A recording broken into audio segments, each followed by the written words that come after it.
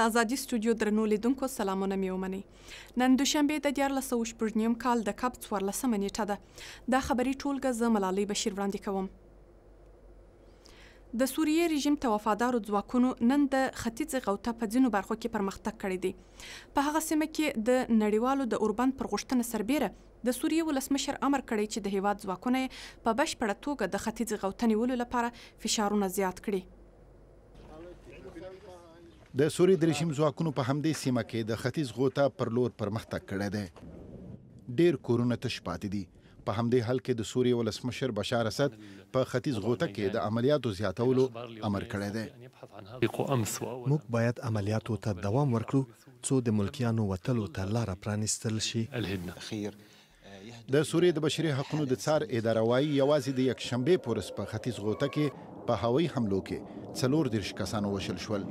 په برتانیا کې د دې ادارې په وینا په دې سیمه کې په 15 ورځنیو حملو کې 950 کسان وشل شوي دي.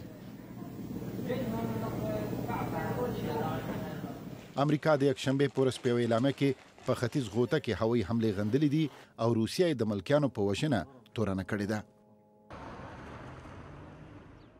د دوشنبې پورس د سره صلیب کمیټې ختیځه غوطه سیمې ته په بشري مرستو بار 46 موټر لیږلي دي. د فرانسې د بهرنیو چارو وزیر نن تهران ته ډاډ ورکړ چې هیواد به له ایران سره د 2015 کال له اټومي موافقې ونه وځي. د ویل له دې موافقه لیک سره د اروپا او ایران ترمنځ د سوداګرۍ او پانګونې زمینه زیاته شوې ده. د امریکا د ولسمشر لخوا له ایران سره د اټومي موافقې له وتلو تر ګواښ وروسته ایران ته د یو لوړپوړي اروپایي ډیپلوماټ لومړی سفر. د فرانسې د بهرنیو چارو وزیر ژان لودریان له دې پیغام سره تهران ته ورسید چې د اټومي موافقې په اړه د ډونالد ټرمپ استازیتوب نه کوي. لودریان نن د ایران د ملي امنیت له عمومي منشي علي شمخاني سره وکتل. د په وینا فرانسه له ایران سره د 2015 کال اټومي موافقې ته ژمنه ده ځکه د موافقې مثبته نتیجه ورکړې. د امریکا، برتانیا، فرانسې، چین، روسیې او جرمني ډیپلوماټانو او استازو 3 کاله مخکې له ایران سره یو اټومي موافقه لاسلیک کړه. د دې موافقې له مخې تهران د خپلو اټومي فعالیتونو د محدودولو په بدل کې یو شمیر امتیازات ترلاسه کوي. برای ما افتخار بزرگی است که اعلام کنیم که به یک توافق در مورد موضوع برنامه هسته‌ای ایران دست یافته‌ایم. د امریکا د ولسمشر په توګه د کار له پیل وروسته ډونالد ټرمپ دا موافقه یوه تېروتنه وبلله او ویل چې که ایران عملی اقدام ونه کړي امریکا له دې موافقې وځي.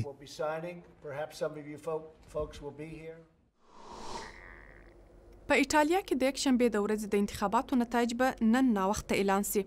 د رای شمیرنه اوس هم دوام لري خو د نظر پوښتنې له مخې د مخکني صدر اعظم شي اړخي ائتلاف ډیری رای خپلې کړې دي. په ایټالیا کې د یکشنبې ورځې د پارلماني انتخاباتو لومړني نتایج ښیي چې هیڅ ګوند اکثریت رای نه دي ګټلي. د لومړنیو نتایجو له مخې د مخکني صدر اعظم سیلویو برلوسکوني محافظه کاره ښي اړخي ائتلاف په سلو کې 29 رای ګټلي دي. د نظام ضد ښي اړخي محافظه کاره ګوندونو تر بل هر وخت ډېرې رای ګټلي. په ایټالیا کې د قاطع اکثریت د ګټونکي نشتوالی ښایي د اروپایي ټولنې د اقتصاد لپاره یو نوی سرخوږی شي. ترکیه وروسته له هغه د داعش ډلې مشکوکو جنګیالیو د نیولو عملیات پیل کړل چې امریکا خبرداری ورکړ په انقره کې خپل سفارت د یوې ورځې لپاره بندوي. انادولو خبري اژانس راپور ورکړی چې تر دوشنبې پورې 12 مشکوک کسان نیول شوي دي. دلته په انقره کې د امریکا د سفارت دروازه ده. دغه سفارت اعلان وکړ چې د امنیتي تهدیدونو له کبله نن په ترکیه کې خپل فعالیتونه ځنډوي. په همدې ورځ ترکیه له داعش ډلې سره د اړوندو 20 مشکوکو کسانو د نیولو امر وکړ.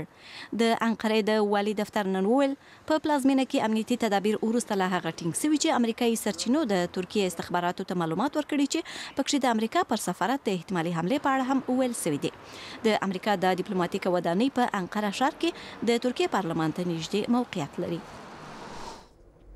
او د اوسکار جایزو مراسم پرون د امریکا په لاس انجلس کې جوړ شول. د شیپ اف واټر فلم تر ټولو زیاتې جایزې خپلې کړې.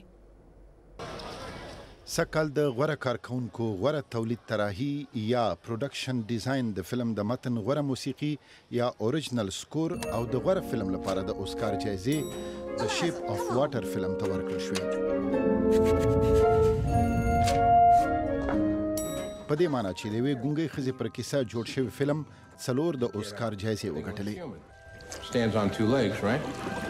But we're created in the Lord's image.